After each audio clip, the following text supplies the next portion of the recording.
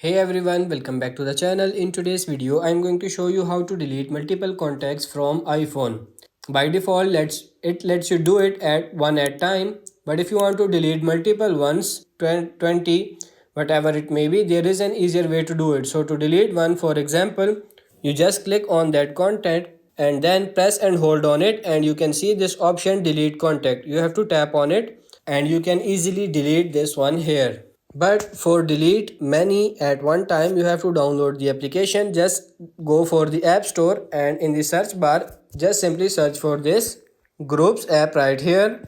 Tap on the search bar and you have to download this one here, this app. You have to download it, then open the app and now let it access my contacts. Then I could delete it. Here I'm going to go down to where I have the contacts that I want to delete. So these are the contacts. Now you have to select the contacts, then tap on the choose action on the top.